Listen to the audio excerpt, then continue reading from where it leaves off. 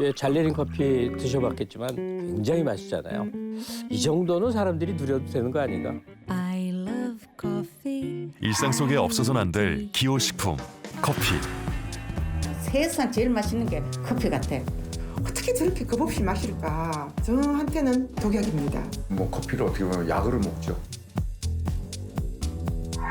하지만 커피에 대한 엇갈린 평가와 건강을 둘러싼 치열한 논란.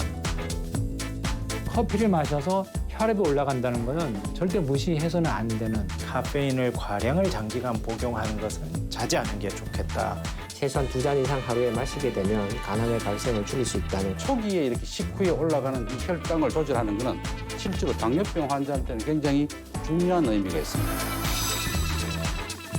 세상에서 가장 향긋한 유혹. 커피. 마셔도 될까? 마시지 말아야 할까?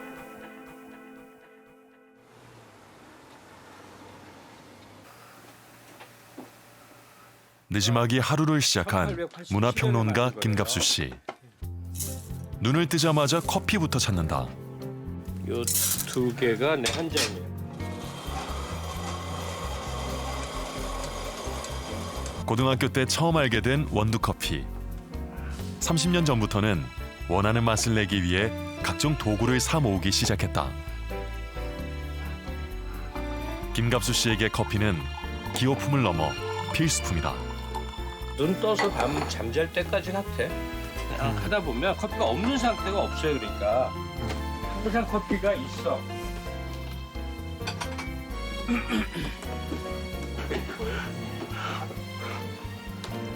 그윽한 향과 맛 외에도 커피를 찾는 이유가 있다. 커피가 좀 일종의 호사예요. 그러니까 아주 좋다는 커피를 잘 볶아서 정성스럽게 내려서 먹는 이거는 정말 귀족이나 하는 짓 같은. 근데 비용은 정말 조금 드는 그런 거거든요. 내 몸에게 해주는 일종의 사치와 호사 같은 건데 과학적으로 어떻게 입증이 되는지는 모르겠으나 커피를 마심으로 해서 몸이 이렇게 프레시해준다 하는 느낌을 항상 받긴 받아요. 커피의 각성 효과는 커피에 함유된 카페인 때문이다. 몸을 움직이고 뇌를 사용하기 위해선 에너지가 필요한데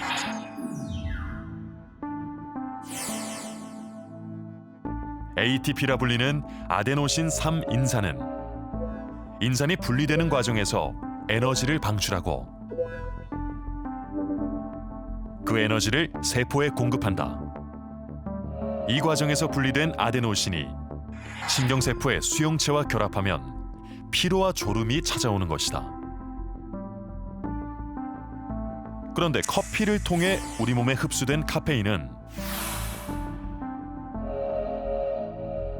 아데노신과 유사한 구조를 갖고 있어 먼저 수용체에 결합해 아데노신을 막아 우리 몸은 피로를 느끼지 않고 각성 상태를 유지할 수 있게 된다.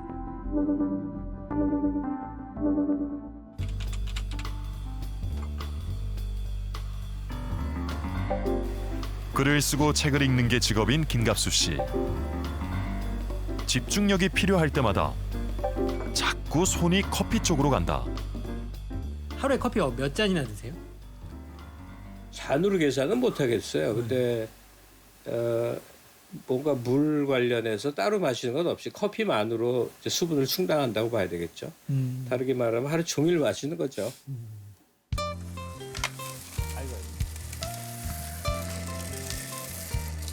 수십 년 동안 물보다 커피를 더 많이 마신 김갑수 씨. 약간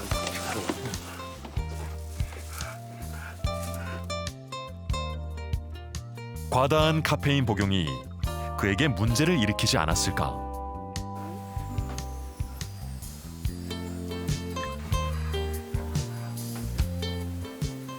저는 이제 워낙 많이 마시는 사람이니까 어떤 때 잠이 안 오고 그런 수도 있는데 대체로는 그냥 무시하고 좋아하는 커피 그냥 특히나 습관이 자기 직전에는 꼭 한 잔을 마셔야 또 잠이 오거든요. 그러니까 오랜 세월에 걸쳐 몸이 적응이 된 거죠.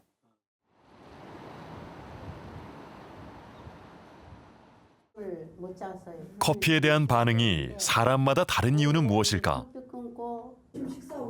평소 커피를 마셔도 아무런 이상이 없는 참가자들과 커피 섭취에 불편을 느끼는 참가자들이 한자리에 모였다. 커피를 마시면 가슴이 퉁퉁퉁하고 뭔가 재지은 것 같고 막 심장이 벌렁벌렁벌렁하고 불안하고 그다음에 커피를 조금이라도 먹었는 날은 그날 밤 잠을 못 자거든요. 밤을 꼴딱 셉니다. 많이 먹을 때는 뭐 10잔도 먹을 때도 있고 7, 8잔은 뭐 보통이고 영업하러 다니면은 어느 사무실 가면은 그 커피부터 먼저 내오잖아요. 예. 근데 뭐 아무런 소리는 못 해요. 저는 주는 대로 다 먹습니다. 뭐 커피 먹고 뭐 잘못되고 이런 거는 없었어요. 아무런 진짜 아무런 부담이 없어요. 아직까지만. 카페인이 얼마나 몸에서 빨리 분해되고 그거에 관한 유전적인 특성을 알아보는 검사를 하시게 될 거예요. 여기 이렇게 보이시면 커피를 마시고 나타나는 각기 다른 반응. 혹시 타고나는 건 아닐까? 구강상피 세포를 통해 카페인 대사 속도에 관여하는 유전자 검사를 진행했다. 오늘 하신 검사는 DTC 유전자 검사인데요. 개인의 유전적 특성을 알아보는 개인 직접 유전자 검사입니다. 카페인을 이제 본인이 어떻게 느끼는지에 따라 사람마다 달라요. 뭐 연령대, 또 이제 건강 상태나 또 그 중에 하나가 이제 유전적인 요인인 거죠. 세포 속 각각의 염색체엔 이중나선 구조의 DNA가 실타래처럼 얽혀 있다. 그 안엔 약 30억 개의 염기 서열이 존재하는데 ATGC, 4가지 염기 조합에 따라 각종 유전 정보가 달라진다. 이 중 카페인 대사를 결정하는 유전자는 CYP1A2, AA 조합은 대사가 빠르고 CC 조합은 대사가 느려 카페인에 더욱 민감하다. 간에서 한 95% 정도의 카페인이 다 대사가 됩니다. 그런데 이 효소의 활성도가 를 결정하는 유전자가 있어요. 이 유전자를 구성하는 염기 서열의 변이가 있으면 이 대사시키는 효소의 활성도가 떨어져요. 그렇게 되면은 똑같은 양을 마시더라도 이 효소의 대사 활성이 좀 느린 분들은 대사가 덜 되기 때문에 좀 더 과민하게 카페인의 부작용을 경험하실 수가 있습니다. 커피 드릴까요? 이러면 유전자 검사 결과는 어떻게 나왔을까? 머리를 또 찌르기 시작해요. 송곳으로 머리를 찌르는 것 같아. 고영애 씨의 카페인 대사 속도는 보통. 저는 머리가 아프다가도 커피를 마시면 맑아져요. 개운해요. 송승현 씨도 보통이다. 세상 제일 맛있는 게 커피 같아. 커피가 잘 받는 이옥규 씨는 빠른 편. 어떻게 저렇게 겁없이 마실까? 저한테는 독약입니다. 그런데 커피에 민감한 장호숙 씨도 빠른 편. 유전자가 100% 결정하는 건 절대 아니거든요. 그러니까 우리 몸의 현상들은 유전자의 좀 환경적인 요소, 뭐 먹는 거라든가 그리고 생활 습관 이런 게 다 합쳐져서 결국에는 결정되는 거기 때문에 이 유전적인 특성은 약간 참고를 할 수 있는 거죠. 분당 서울대병원 김기웅 교수팀은 노인의 평생 커피 소비량이 노년기 뇌 기능에 끼치는 영향에 주목했다.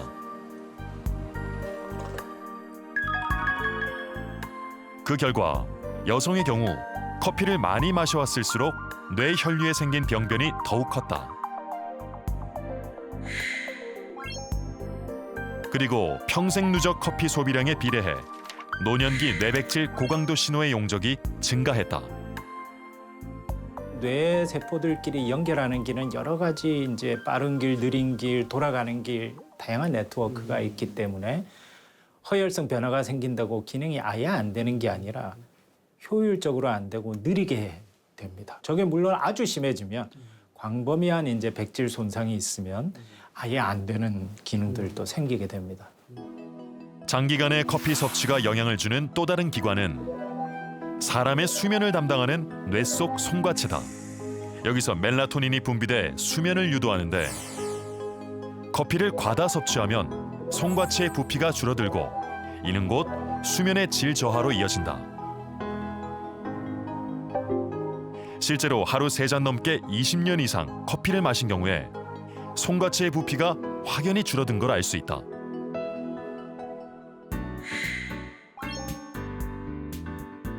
특히 이러한 차이는 여성의 경우에서 더욱 뚜렷하다.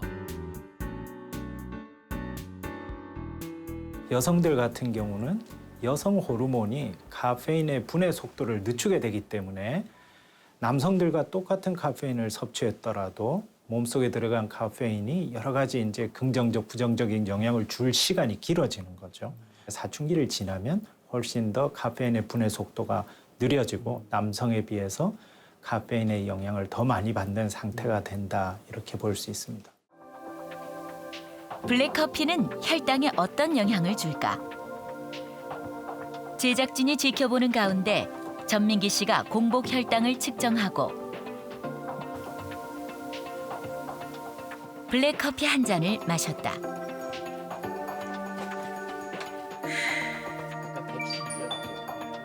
(15분이) 지나서 측정한 혈당은 119.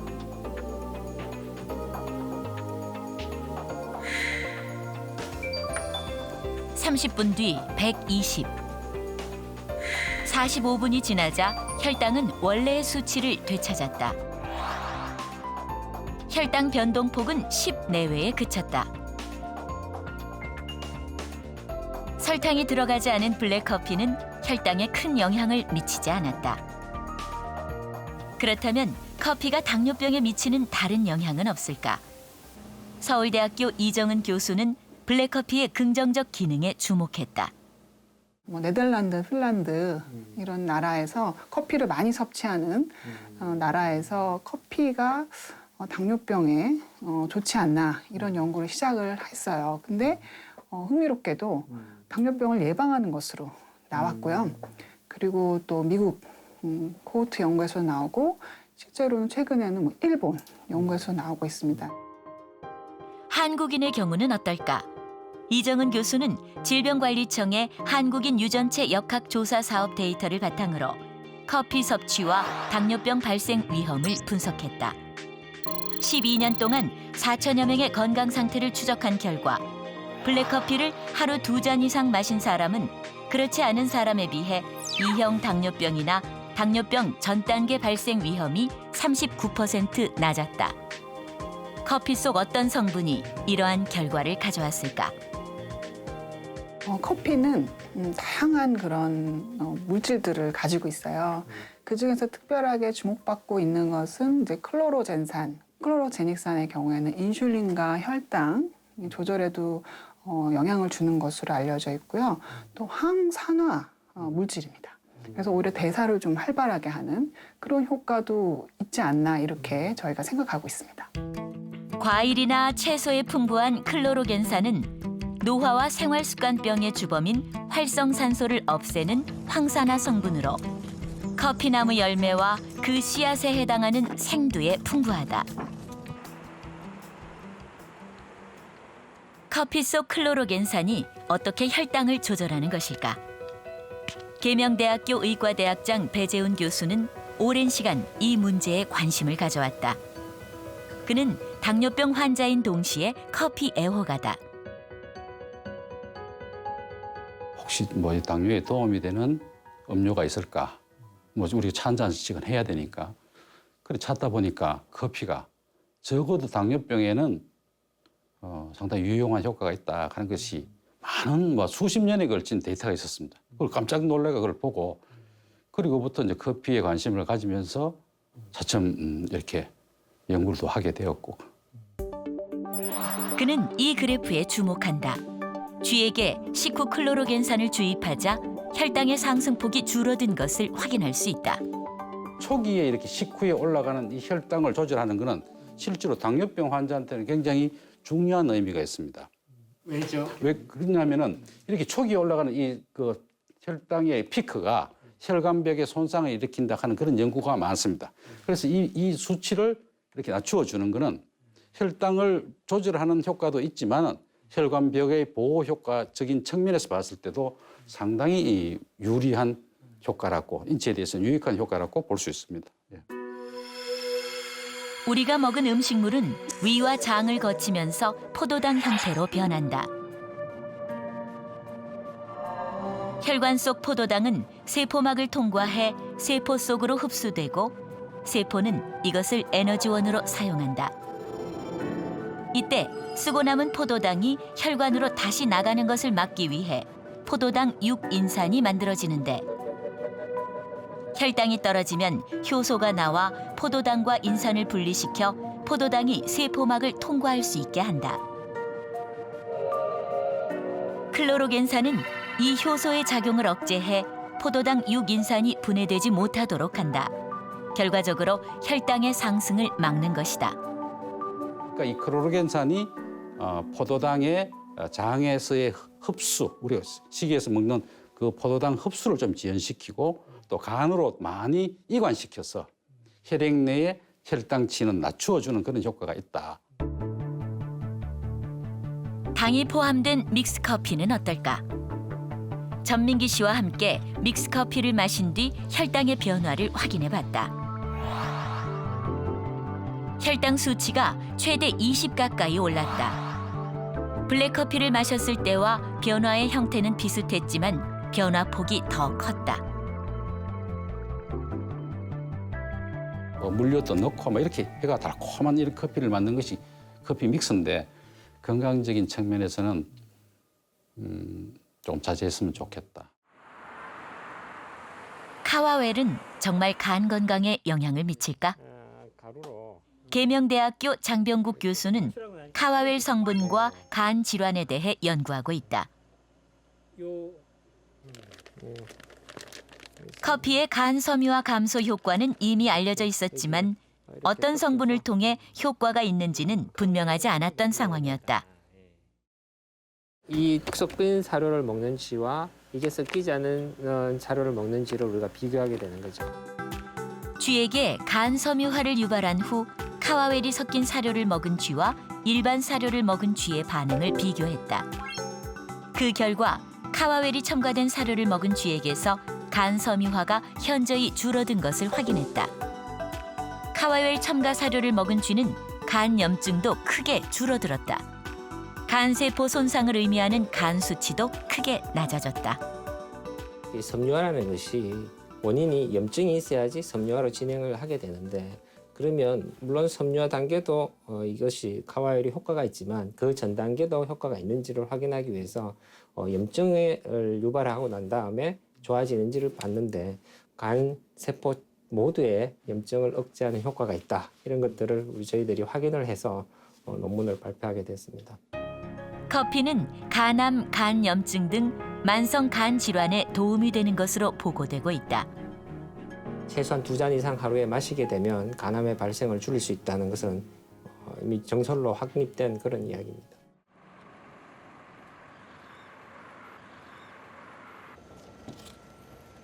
간암 이외의 다른 암은 어떨까?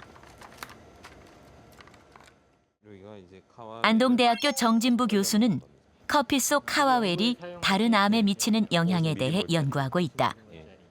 커피의 섭취가 그 대장암을 예방할 수 있다는 이제 보고가 계속되어 있었고 이제 흔히 많이 알려진 뭐 클로로겐산이나 카페이게시드 같은 경우는 다른 식물체에서도 많이 나오는 성분인데 카와웰 같은 경우는 커피에서만 나오는 성분이기 때문에 이제 카와웰에 초점을 좀 맞췄고요.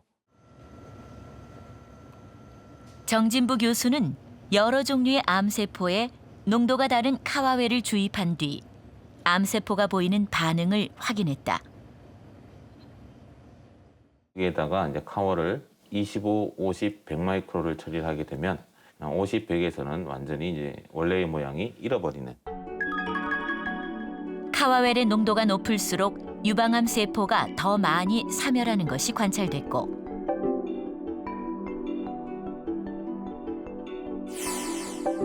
그 효과는 췌장암 세포와 대장암 세포에서도 마찬가지였다. 유방암이라든지 췌장암이라든지 이런 것에 세포를 처리를 하게 되면 세포가 사멸하는 현상이 나타납니다. 100마이크로그램 per ml로 처리를 하게 되면 48시간 이내에 한 80%는 죽습니다. 유효 성분치고는 많은 커피의 또 다른 지방 성분인 카페스톨이 신생혈관 형성에 관여한다는 연구도 있다. 전개된 카페솔만 사서 썼습니다. 일반인들이 많이 섭취하거나 접할 수 있는 식품을 대상으로 신생혈관 형성의 촉진 또는 억제에 관한 기능성 관련 연구를 수행하는 중에 커피 안에 포함된 여러 그 성분들 중에서 카페솔이 신생혈관 형성을 억제하는 현상을 발견하게 됐습니다. 신생혈관 형성 억제는 특히 암과 관련이 있다. 암세포는 정상세포보다 빠르게 증식하기 때문에 영양분을 더 많이 필요로 한다. 주변 조직으로부터 영양을 섭취하다 영양 공급의 한계를 마주하게 되면 암세포는 혈관 생성 신호를 보내고 신생혈관이 만들어진다. 이 신생혈관들은 암세포의 영양 보급망이자 암 전이의 통로가 된다. 암이 성장이나 당뇨병성 망막증이나 자궁 내막증 같은 경우에 있어서 신생혈관 형성으로 발생되는 질병 같은 경우에는 신생혈관 형성 억제를 통해서 질병 예방 및 치료가 가능합니다. 그런데 반대로 동맥 경화나 그다음에 그 접합 부위의 그 혈액을 통과하기 위해서는 그 혈류를 좀 잘 집어넣기 위해서는 신생혈관 형성 촉진이 필요합니다. 따라서 어떤 경우에 어떤 식으로 조절되는지가 오히려 더 중요한 것이라고 말씀드리겠습니다. 맛이 좋아서, 향이 그윽해서, 잠깐의 휴식을 위해 마시는 커피. 커피는 그 미묘한 맛과 향만큼 다양한 성분으로 우리 몸과 건강에 영향을 미친다.